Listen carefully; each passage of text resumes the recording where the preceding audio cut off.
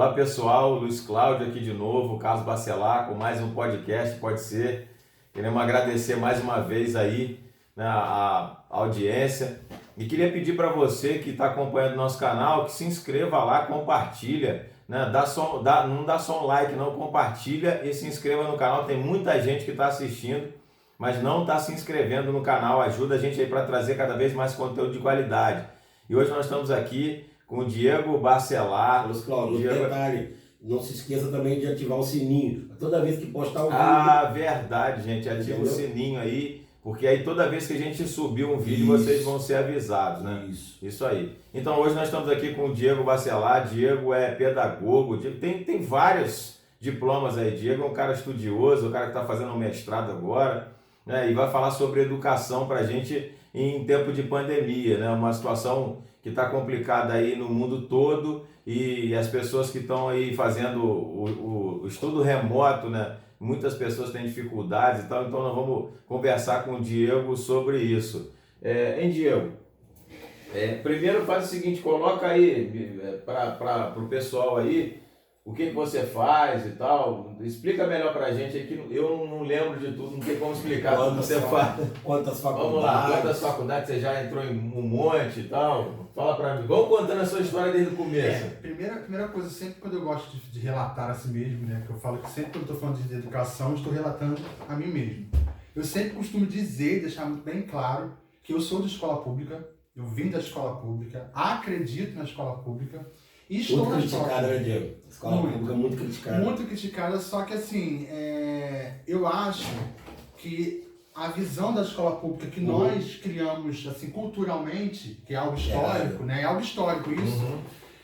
A gente precisa, através de exemplos como o Luiz Cláudio, que está aqui, né? Exemplos como nós, propagar e multiplicar. É verdade. Assim, mostrar que a escola pública também tem seu valor e tem seu potencial, assim, com certeza, como qualquer outra instituição de ensino. Mas hoje, né, assim, particularmente, eu estou mestrando do programa de pós-graduação em educação da Universidade Federal Rural do Rio de Janeiro.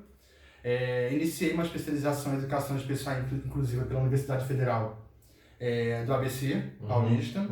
E também estou especializando em temas transversais pelo Instituto Federal de São Paulo. Iniciei agora na pandemia, pela mobilidade da AD, a gente está conseguindo conciliar um pouco.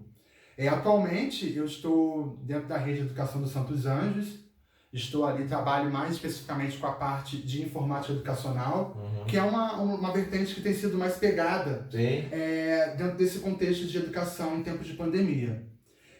Estudei aqui em Avelar, no Colégio Estadual Ribeiro de Avelar, estudei também no José Olálio, que é uma escola que eu também trabalhei até alguns meses atrás, se Deus quiser vamos voltar brevemente. Estou aí assim como um pesquisador nato de educação, sou apaixonado por educação e através da educação foi a janela e a porta onde eu vi que eu poderia realizar os meus sonhos e alcançar aquilo que eu desejo. Sempre também gosto de deixar muito claro que eu estou professor, eu estou pedagogo e eu estou mestre, mas eu não sou para sempre, porque eu acredito que nossa vida são ciclos. Sim. E nós, por acreditar que nós vivemos em ciclos, nós somos substituíveis.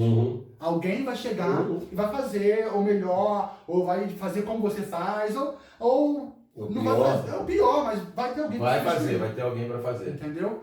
Eu acho que é basicamente isso. Existem outras coisas assim que...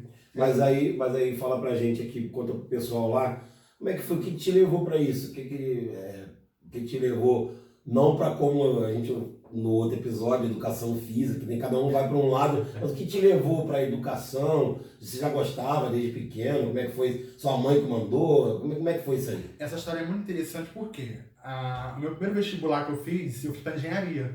E eu entrei para engenharia. Eu fiz até o terceiro período de engenharia, mais ou menos. Só que a minha mãe, ela fazia biologia na Universidade Severino Sombra.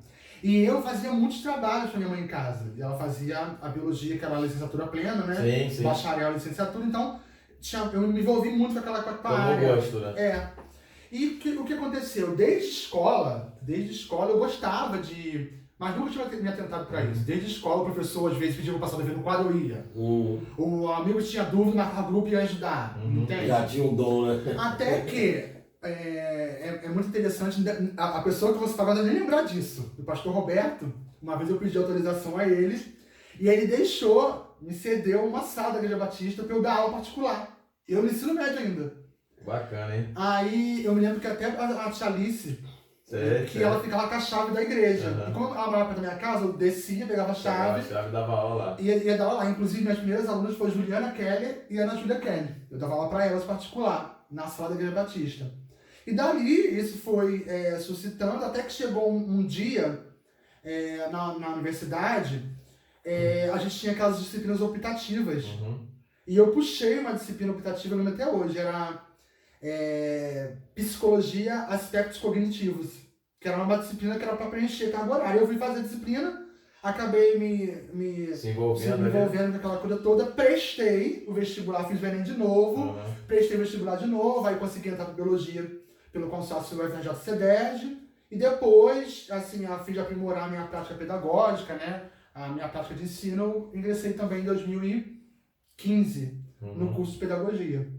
Hoje a minha vertente está mais voltada para a área de Pedagogia, que é uma coisa que me abraçou e que eu me apaixonei mais. Você se apaixonou. Então foi no meio do caminho, né? Foi aquela coisa. Geralmente a pessoa vai se descobrindo, né? É isso que eu falo, é difícil, cara. De repente, camarada, a vida, eu sempre falo isso, Diego e Cláudio, eu sempre, muito difícil, eu acho que de 10 pessoas,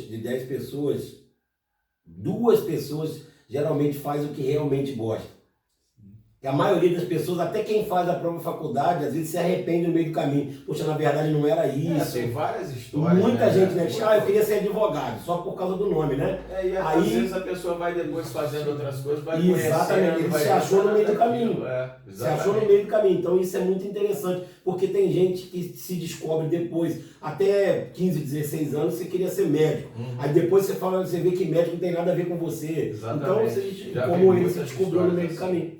Agora, Diego, me diz uma coisa, a gente está num momento de pandemia em que não é possível ainda ter aula normal, presencial, como a gente tinha antes. Uma coisa que eu observo no país é o seguinte, a educação EAD, né, a educação hoje em dia semipresencial, né, explica aí para turma a distância, EAD é educação à distância, né, e tem outros modos, outras modalidades hoje que é a semipresencial, que você tem algumas aulas remotas, outras presenciais. É um tipo de educação que já acontece fora do país aqui, em alguns lugares como Estados Unidos, por exemplo, já acontece há muitos anos já isso, eu já soube de educação desse tipo há muitos anos lá fora. Aqui no Brasil ainda se tem um preconceito, pelo menos até antes da pandemia, ainda se tem um preconceito muito grande, eu sei até disso porque eu me lembro quando a Mônica fez serviço social, ela fazia nessa modalidade. E eu percebia que alguns profissionais que já estavam na área atuando, eles tinham preconceito em relação a isso, achavam que era um curso que é de discussão e que tinha que ter aquela aula presencial. Fala pra gente aí em relação ao EAD, porque quando entrou essa pandemia a coisa mudou e hoje em dia as universidades estão tendo... Que você que está mais nesse meio acadêmico sabe, né, melhor do que eu, as universidades estão tendo que se adequar a essa nova, esse novo estilo. Fala pra gente aí sobre o EAD, sobre o EAD no Brasil depois da pandemia. É importante primeiramente frisar que a EAD, né, Educação à Distância, ela é uma modalidade de educação. Assim como educação especial, educação quilombola, educação indígena, então isso é legislação e é algo que está pautado dentro de leis, né? Então é muito importante lembrar isso, porque as pessoas acham que a EAD é algo que chegou agora e que está sendo imposto. Não, isso é uma questão de LDB, uma questão de legislação e é uma modalidade de educação, né? A LDB é de 96. Então, assim, um conteúdo, uma parte da educação, é como se fosse um leque de educação que já existe há muito tempo, assim como outras modalidades, né? Educação especial, inclusive, é uma modalidade de educação, educação quilombola. Então, assim, dentro desse cenário que a gente vê hoje, a primeira coisa que a gente precisa desmistificar algumas coisas. As pessoas têm confundido muito EAD com híbrido, que são coisas totalmente diferentes. Né? O ensino híbrido é aquele ensino em que vai haver o rodízio e a pessoa pode optar. Vou estar na sala de aula e vai estar em casa, só que o mesmo ensino tem que ser dado com a mesma qualidade, a mesma competência para quem optar estar na sala e quem optar na sua casa. E esse ensino híbrido, ele é um locus que está dentro da EAD, que é a modalidade de educação à distância, né? E dentro desse cenário de pandemia, infelizmente, eu prefiro acreditar que é felizmente, porque eu acho que a educação ela precisa mover e precisa andar de acordo com a sociedade, de acordo com a sociedade muda, transforma, a gente precisa também, porque a educação ela é feita dentro do contexto social. E se a sociedade está mudando, nós precisamos acompanhar essa mudança. Tem que ir atrás. Temos que ir junto. Então, assim, essa educação à distância, ela só veio aparecer, mas ela já existia. Só que ela veio aparecer dentro de um público em que nós, assim, em termos de educação básica, né, que a educação básica, a gente fala aí das séries iniciais, né, era um modelo de educação que a gente não via viabilidade para acontecer. Por vários fatores, né, dentro de questões pedagógicas, socioeconômicas, né? Por questões políticas, né, todos os contextos que a gente pode ver. Porém, eu vejo que a educação à distância, ela é a nossa ponte hoje para que a educação aconteça. Porque se nós, à medida que as coisas foram acontecendo, se nós não tivéssemos, né, não tivéssemos essa mudança de educação, como que estaria acontecendo? Isso já vem de muito tempo, as pessoas faziam telecurso por correspondência. Sim. Né? Tinha esses cursos, então cursos profissionalizantes pelo correio, desde lá, pelos correios e tal. E hoje a internet... A gente entra em várias peculiaridades em relação a socioeconômicas, de que o aluno não tem internet, não tem... Mas assim, a educação à distância não precisa ser somente um computador com uma pessoa, um celular, uma internet. Ela pode acontecer de várias formas. Ela pode acontecer de um amigo que mandou a carta para outro amigo. Entende? Então assim, eu vejo que a educação à distância, muito pelo contrário de que muitas pessoas falam hoje, não é só a saúde que está trabalhando. A educação está trabalhando muito também. Eu preciso levantar essa bandeira aqui porque a gente escuta muito das pessoas falando, muitos pais, muitas autoridades dizendo que ganhando salário à toa. Que nós não estamos trabalhando. Claro. A gente estamos trabalhando muito. Inclusive, eu tenho grupos de professores, grupos de pesquisas e pessoas que as pessoas estão a cada dia procurando modificar a sua prática, tentando correr, para alcançar, poder entrar nesse novo padrão. Se adaptar. Dentro das nossas possibilidades. Porque, infelizmente, a questão socioeconômica do Brasil em si, do nosso município, do nosso estado, não é uma questão de educação. É uma questão histórica que já vem de muito tempo. Entendeu? Então, assim, essas sujeiras que estavam, entre aspas, nos cantos dos cômodos, vieram só aparecer na pandemia, mas já existiam. É como se pegasse tudo e... Então, assim, a gente acreditar nessa modalidade de educação e tentar ver como lado positivo de como que está acontecendo, eu acho que é muito importante. A EAD tem muito valor. E dentro da EAD a gente vê que o aluno é o próprio coadjuvante, ele é o próprio autor do seu processo de ensino-aprendizagem. E isso é uma prática, uma linha de pedagógica de ensino que é muito importante, quando o aluno ele é o centro do ensino do processo de ensino-aprendizagem. E quando você coloca o aluno como centro desse processo de ensino-aprendizagem, eu, que estou professor, eu só sou quem media esse processo. Então assim, mas o aluno vai medir sozinho? Talvez sim. Mas, Diego, desculpa até te interromper aí nesse caminho, porque você não acha também que muitas vezes os pais eles querem transferir a responsabilidade para os professores? Sabe por quê, Carlos? Porque, na verdade, as pessoas, a educação brasileira, historicamente, ela tem aquela cultura do aluno sentar em frente ao quadro, o professor vai lá e ele receber de forma passiva, né, todo aquele conteúdo. Ao passo que a maneira mais eficaz seria esse aluno estar sempre participando. E agora, em meio à pandemia, em relação ao estudo, hoje, na nossa época, a gente não tinha essa facilidade de internet, de pesquisa. Eu ia falar disso porque... A gente tinha que ir para a biblioteca. Não, e além do fato de você falar da nossa época, por exemplo, como o Diego disse que as coisas vêm mudando, na nossa época, isso há 30 anos atrás, a escola foi mais para frente um pouco, mas a professora ela era aquela segunda mãe, era aquela pessoa que A gente tinha muito. Hoje em dia as coisas parecem que mudaram um pouco, né? A gente vê até. É um assunto até chato, né? A gente vê agressões a professores, é uma coisa que não existia.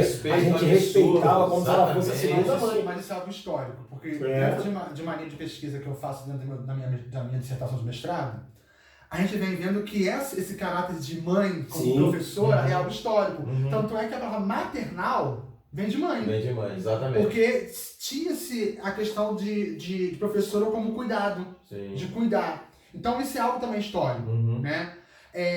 Agora, quando você coloca a questão dos pais estar transferindo responsabilidades, isso já acontece há muito tempo. Infelizmente. Isso já acontece há muito tempo.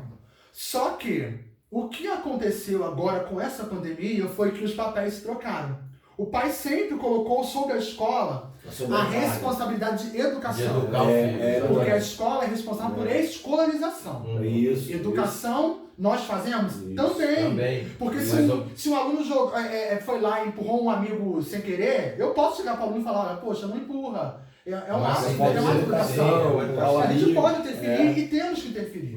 Só que quando essa pandemia veio, né, eu não posso mais transferir o meu papel para a escola, porque a escola está de portas fechadas. Exatamente. Tá entendendo? Então, assim, ficou para o pai o processo de escolarização junto com o profissional de educação e de educação. E mais educação. E aí se viu sobrecarregado, né, Diego? Aliás, assim, algo que ele deveria já fazer, porque dificilmente, Diego, você já na educação já há um bom tempo, existe a maioria, aqueles pais que acompanham os filhos, acompanham a educação, estão preocupados realmente com a evolução educacional do filho, ou a maioria são aqueles pais deixa por conta do colégio. Deixa por conta do colégio e quando o filho chega em casa reclamando, quer cobrar de algo. Eu sou de uma época em que qualquer coisa que eu falasse em casa, até porque minha mãe é professora, minha mãe jamais dava razão para mim e para o professor. Né? E aí, no muito, ela ia até lá para saber o que tinha acontecido. Hoje, os filhos chegam em casa, o professor já é um vilão,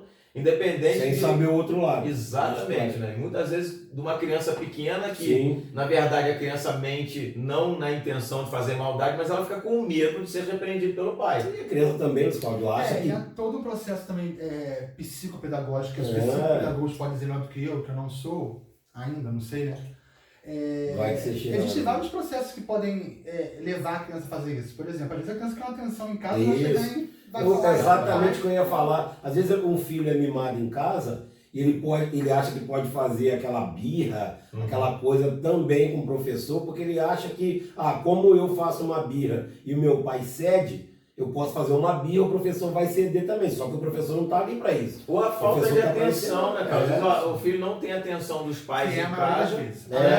E aí chega lá e acaba sendo um aluno problemático por conta disso. Agora, você acredita, Diego, que essa situação da pandemia, nessa EAD, você acredita que vai haver uma revolução assim, na educação brasileira? Já houve. Muito, né?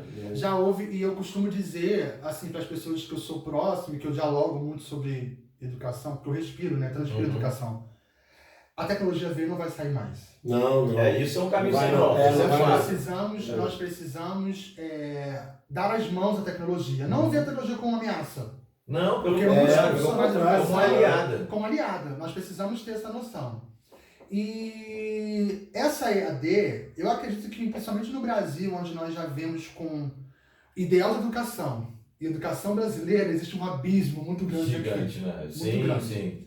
Então, eu acredito que quando a gente pensa sobre tudo que veio, como que isso vai agregar e como que isso vai funcionar, eu acho que até é uma oportunidade da gente poder tentar correr atrás do que nós perdemos nesse tempo todo.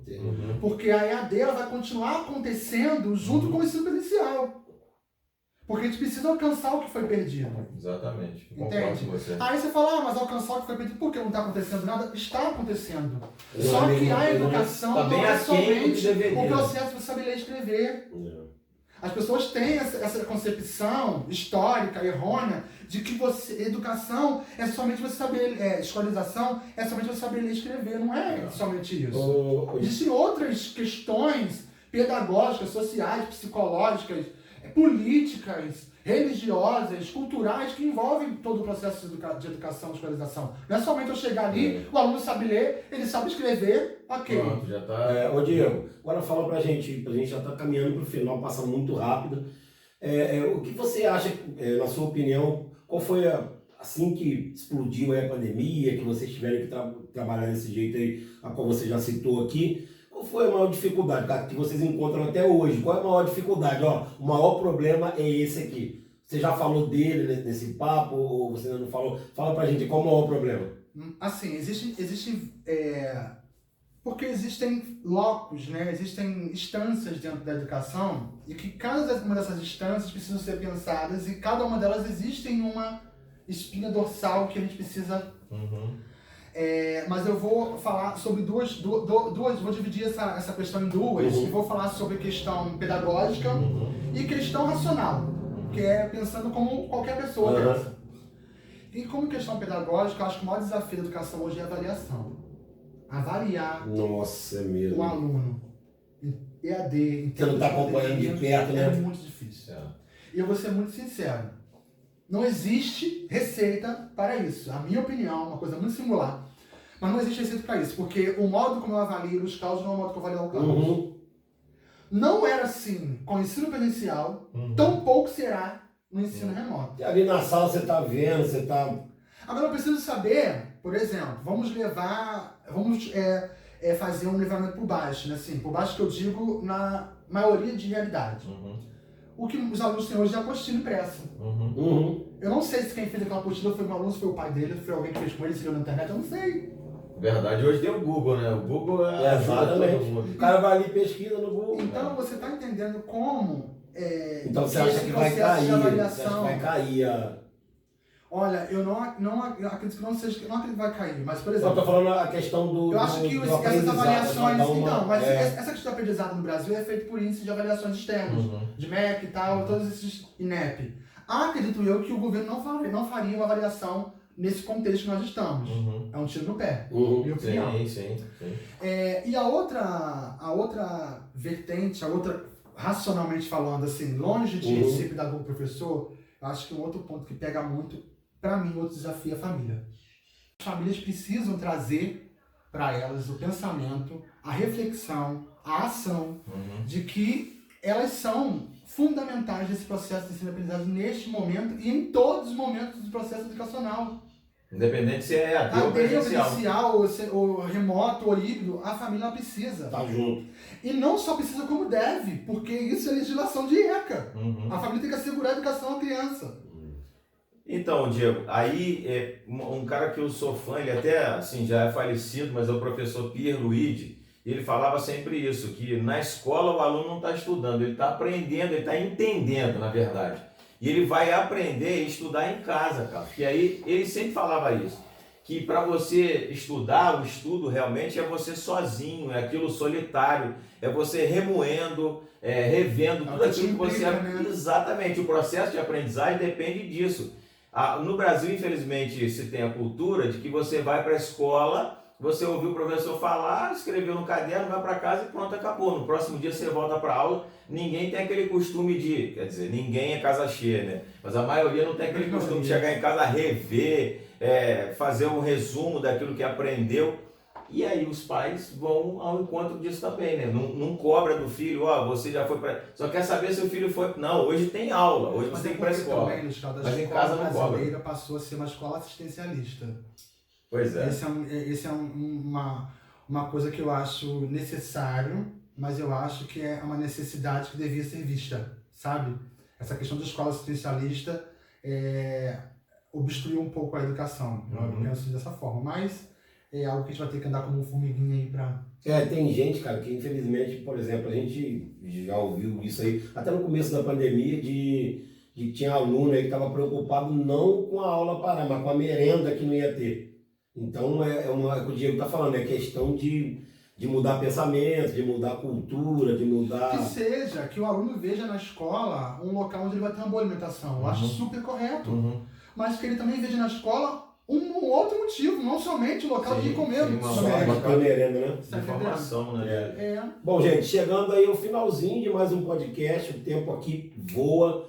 Vou repetir para você, se inscreva no canal, deixa o like. Os vídeos estão tendo muito mais like do que dislike, né? Que bom, né? Que bom. Graças a Deus, o pessoal está gostando. Até mandar um abraço aí para algumas pessoas que eu vi lá ontem, Celinha, né? Celinha Almeida da Granja. Ela vai se amarrar nesse vídeo, que ela gosta também de educação, está se formando também na faculdade de História.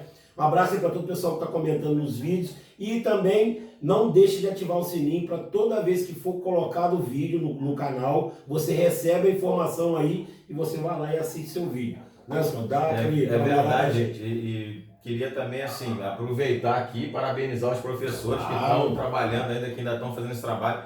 E é um trabalho... Eu já acho difícil no colégio. Para mim é uma profissão, porque é psicólogo, tem que ser psicólogo, tem que tomar conta de criança. Para mim é uma função que eu parabenizo o Diego, em nome de todos os professores, que é uma função muito difícil, não é para qualquer um dar aquela assistência ali para o aluno, é complicado. E queria agradecer também você, né, Diego, pela oportunidade, né, de ter você aqui, de você ter se colocado nesse momento aqui, tirado um pouco do teu sábado aí para vir aqui conversar com a gente. E aí, para fechar, Diego, né, deixa uma palavra para os pais aí que estão em casa, né, para os alunos também que estão estudando, né, faz seu comercial agora. Primeiramente, eu vou deixar bem claro também que o Luiz Carlos é uma pessoa que eu também vejo como uma meta. Esse é um professor, um cara assim... fora da curva, né? Olha só. É um cara muito bom. A reflexão assim, que eu queria deixar, no geral, é uma frase que o professor Davi, que é o nosso secretário de Educação, hoje deixou uma reunião que eu estava junto com ele, e que é uma frase que tem ardido muito no meu coração, essa frase, e ela serve tanto para o pai quanto para profissionais de educação. Nunca queira que o aluno ou seu filho chegue em um lugar que você nunca chegou. Aí é forte. Se você não chegou a um certo lugar, como é que você quer levar alguém a chegar? Você não teve essa hombridade, né? Não teve esse gás, essa coisa toda de fazer acontecer, você está querendo obrigar alguém a fazer algo que você nunca fez. Verdade. É verdade. Então, assim, essa é a minha reflexão. Eu acho que E uma outra frase também que eu gosto muito do Paulo Freire. Eu gosto de frases do Paulo Freire, mas tem coisa do Paulo Freire que eu também sou... Você não concorda, né? Como todo autor. Lógico.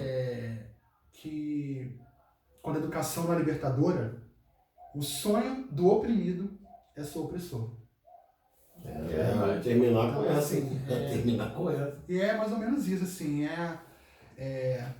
deixar a reflexão de que vai passar. Isso vai passar e brevemente a gente vai estar aí podendo voltar aqui para falar como que foi o momento que nós estávamos aqui falando sobre isso, o que mudou a partir disso. Exatamente. A gente está vivendo a história, né? Sim. Beleza. Gente, obrigado aí mais uma vez, um abraço para todo mundo. Diego, meu primo, aqui, ó, Bacelar também.